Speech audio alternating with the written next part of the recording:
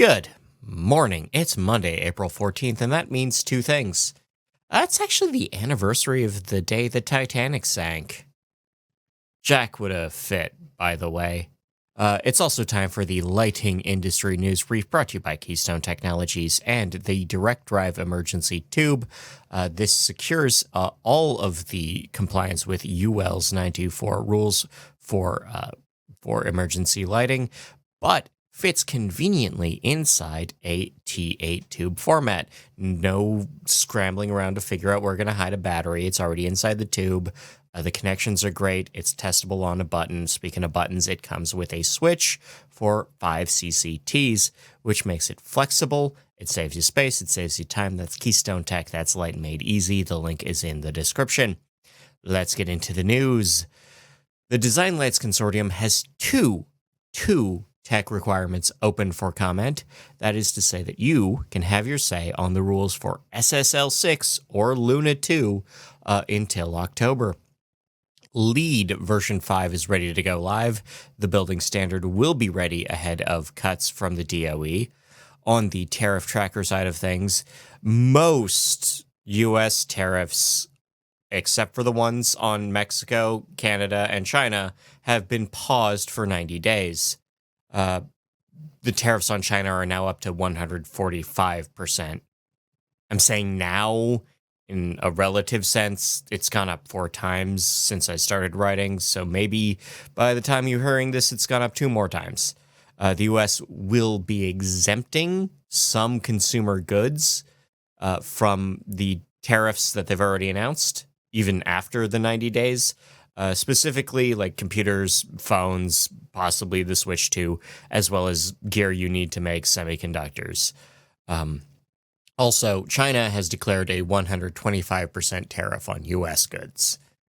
Furthermore, the United States Customs and Border Patrol could not actually collect or charge tariffs to anyone for 10 hours due to a computer glitch.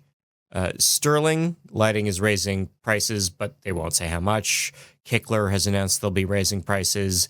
Keystone has announced a second price increase. RAB has announced a price increase. NEMA has announced that their Building Confidence Index is not confident. A couple of NAED members addressed Congress. There is a North Carolina town that insists that they can solve the U.S.'s rare earth needs, despite not having like engineers or miners on staff like right now. But they could. They really could. Ontario has promised billions to businesses and workers hit by tariffs. Ontario has also collected $250,000 in electricity surcharges on the U.S. in one day, despite everyone being kind of convinced that wouldn't be a big deal.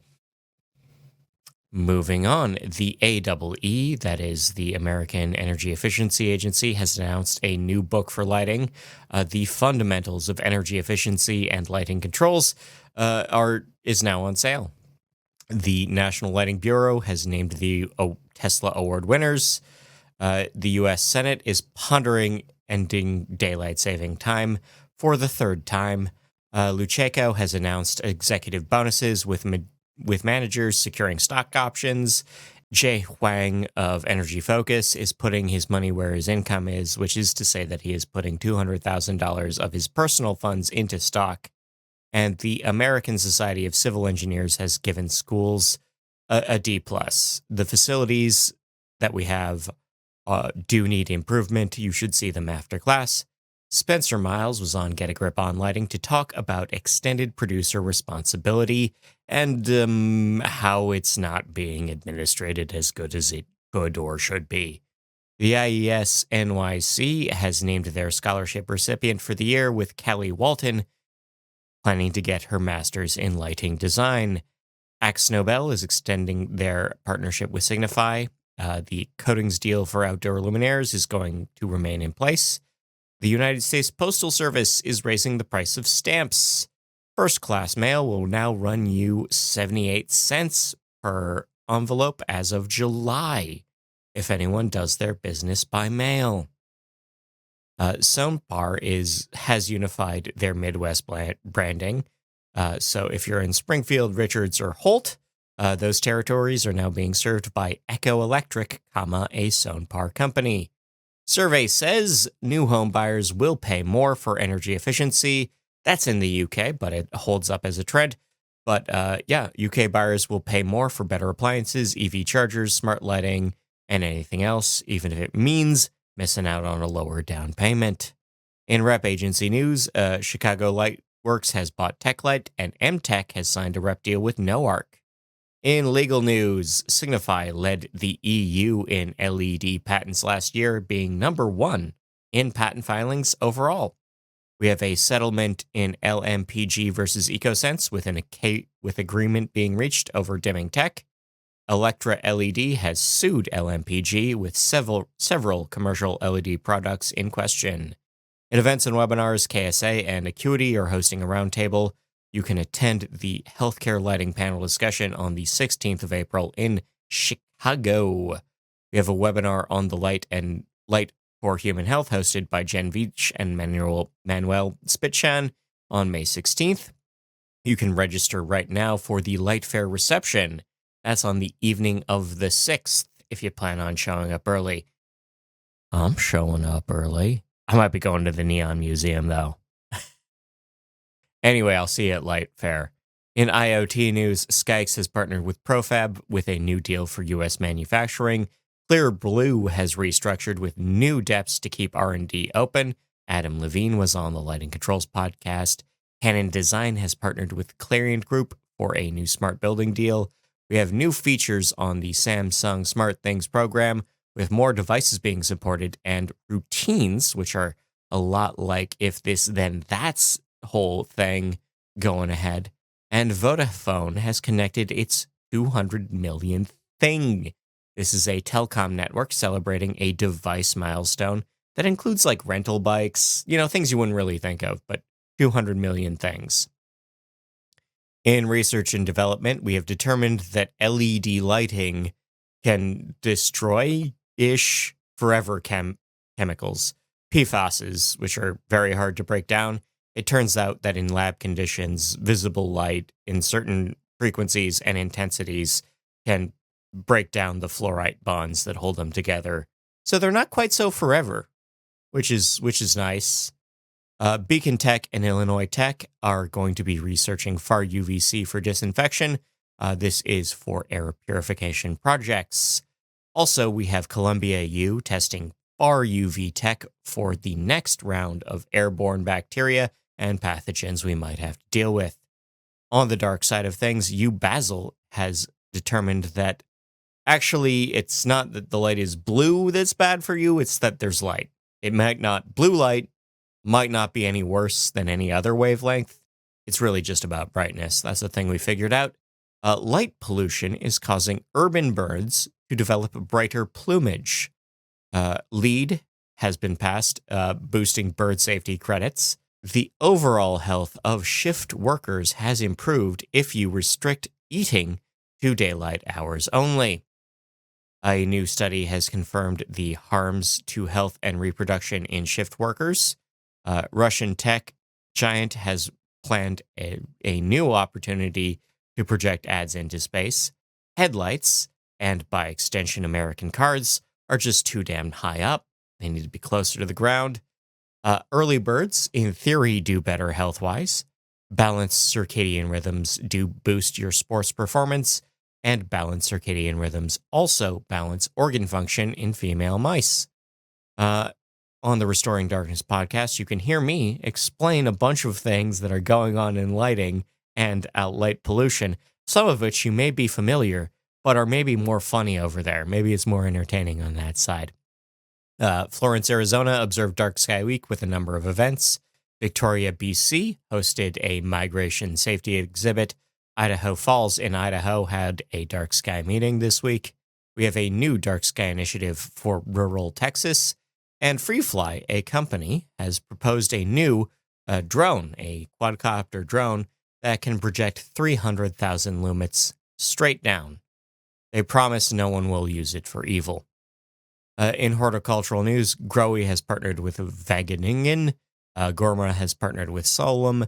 Grodan and Phillips are testing new tomato lighting. The cannabis business is already feeling the pain of tariffs. And the Yorkshire Mushroom Emporium has secured new venture capital. On the recommended reading side of things, all these links are on nailed.org or more. Get more from nailed.org, but these links are there too. You have a call for more consistency in LCAs. We have a new idea that maybe the tariff era will actually fix the right to repair. We have the CHIPS Act projects that might not survive the tariff era. We have the chaos of deregulation. We have these fashionable fixtures that are made in Canada. We have a rebound for fancy fixtures on the business side of things, a study from NEMA about grid reliability. We have consumer level smart home vendors getting ready for chaos yet again. We have an article explaining that leaving your lights on at night might not be secure. The Cato Institute, a policy think tank funded and founded by billionaires who made their money in oil, have they don't approve of the tariffs, and they're going to voice that non-approval in the strongest way possible by reprinting a French essay about handle and match tariffs from the 1850s with no context or comment. Either way, Bastiat's essay on candle makers' petition is really good. We have an interview with LED supply lighting CEO Neil Peterson. We have the business case for circadian lighting.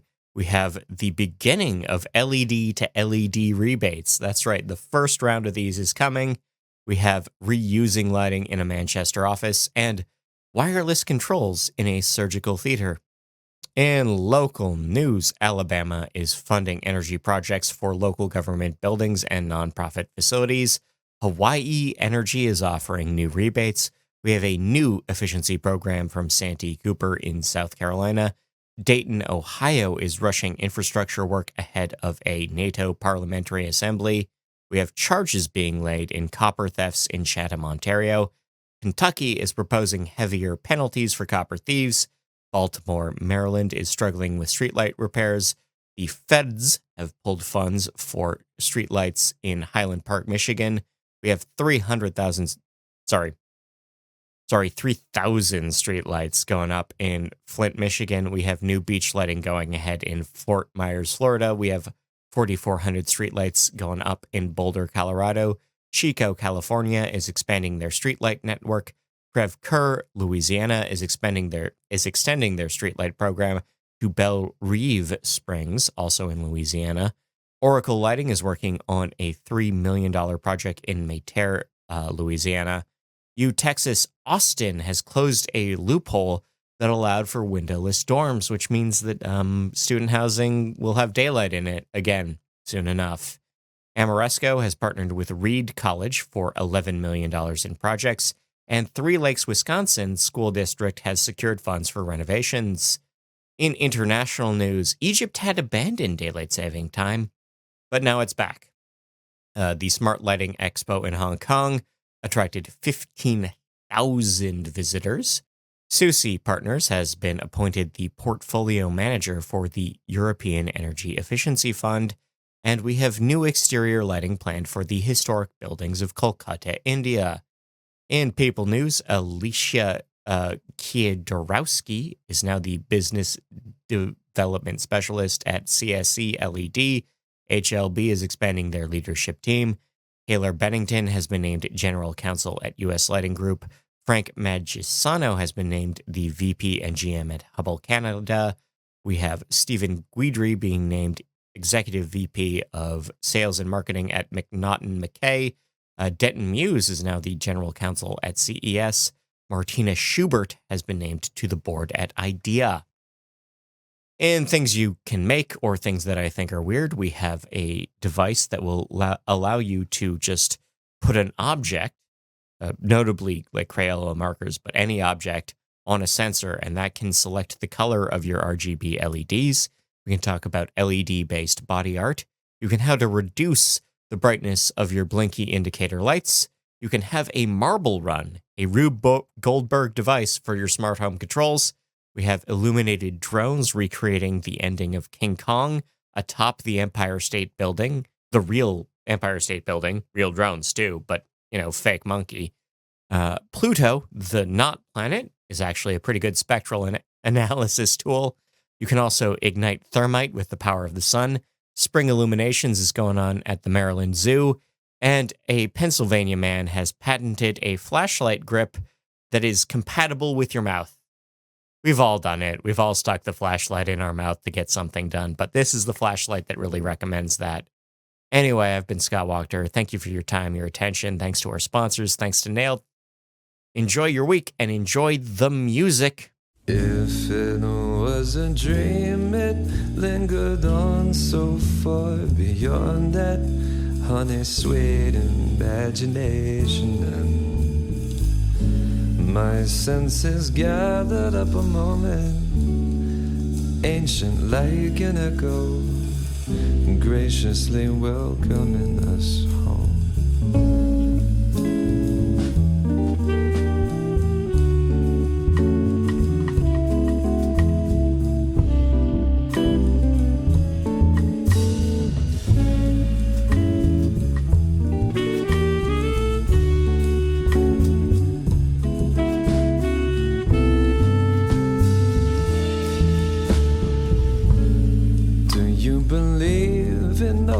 The spirits swirling around your bones and begging you be joyful, won't you? It is a comedy after all, and we could fall softly into happiness here. You and I were here before, passing decapitating memories. I hold you like a ghost against my heart, cool to the touch, sparkling impermanence.